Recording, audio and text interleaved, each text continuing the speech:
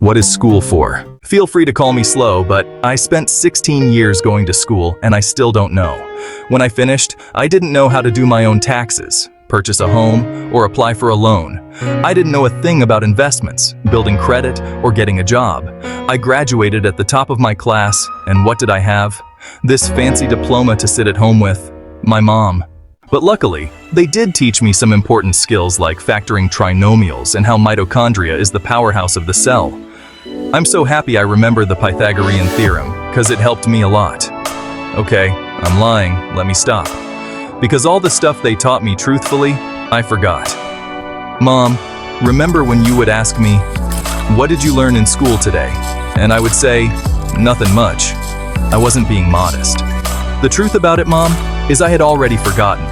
And it's not just me. Millions of students sing the same song. How many of you guys avoid eye contact with the teacher to try not to get called upon? Afraid to raise your hand for fear of being wrong, which proves that school isn't an environment for learning or building up the intellect. It's just a game you play for grades and how many A's you can collect. But I guess what do you expect when the most commonly asked question in class is this gonna be on the test? See, if school really put learning instead of testing and memorizing as the top standard, then the letter F would not stand for failure. It would stand for find another answer. And if school was really interested in our personal and academic success, students would wake up later, have more freedom, and homework.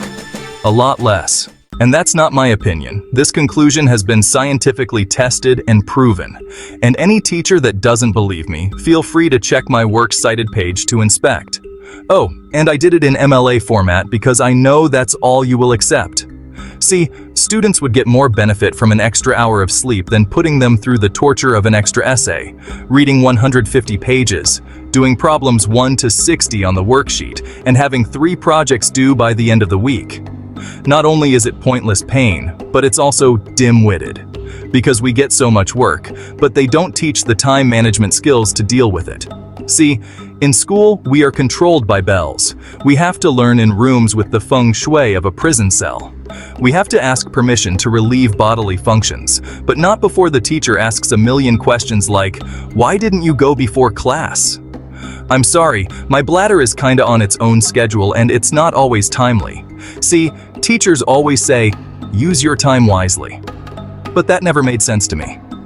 'Cause these 6 cruel hours of our lives we call school might literally be the worst use of time management ever in history. Think about it, the traditional teaching method is foolish. No, it's useless multiplied by the square root of stupid. What they do is, they cram information in your head, force-feeding you, and then you throw it up on the test. That's not education, that's bulimia. And the more bulimic you are, the better you will do on assessments. So it's no wonder why so many students graduate mentally and emotionally anorexic. See, school teaches you how to memorize dots. True education should teach you how to connect them. True education teaches you how to catch a fish. School teaches you, yeah, you caught the fish, but you didn't show your work, so it doesn't count. Throw it back. I'm just asking, what is school for? It's not education, that's just not true. If you still think that, you might be sniffing the glue. See, the word education comes from the Latin root edus, meaning bring out, i.e., bring the gifts out of a person and make them viable. But school doesn't bring out much, it just stuffs more facts inside of you. Now, some of that stuff is justifiable. We need reading, writing, and some arithmetic. That's fair. But are you telling me metamorphic and igneous rocks are more important than self-care? If suicide is the 3rd leading cause of death of ages 10 to 24, and Harvard studies suggest the biggest predictor for success is self-control and emotional health, then why the heck aren't we taught how to handle stress, bullies, or rejection? How about anxiety or depression? You know, skills we need for our entire lives. Bro, I don't even know how to cook. I'm honestly surprised I'm still alive. But hey, at least I can name all the battles that happened in the Civil War. Seriously, what is school for? Some say you need it to be successful, and that's something we do not doubt. But do you own a MacBook or iPhone?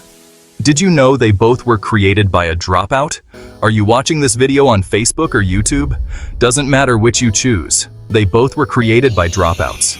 Ever used Snapchat? WhatsApp? Shopped at Whole Foods? Well, thanks to a dropout. Does your home furniture come from IKEA? Okay, don't get the wrong idea. He was not a dropout, don't be a fool. I mean, how could he drop out? Ingvar Kamprad, founder of IKEA, never even went to school. I know what you're thinking. He's just picking and choosing. There's millions who didn't go to school that aren't successful. Who is he fooling? And you're right. But open your history books and start perusing. You'll find the very people we idolize in school never really had formal and/or secondary schooling. I'm talking George Washington, Abe Lincoln. America's best presidents had zero school between them. Ben Franklin, Thomas Edison. Shall I proceed? Ernest Hemingway, Mark Twain, Teddy Roosevelt, Margaret Mead. Now, please, I'm not saying drop out, because some schools are great, and many teachers are rare treasures. I'm saying that there's a difference between people who are smart and people who score better. I'm saying that your future is something no test will ever measure.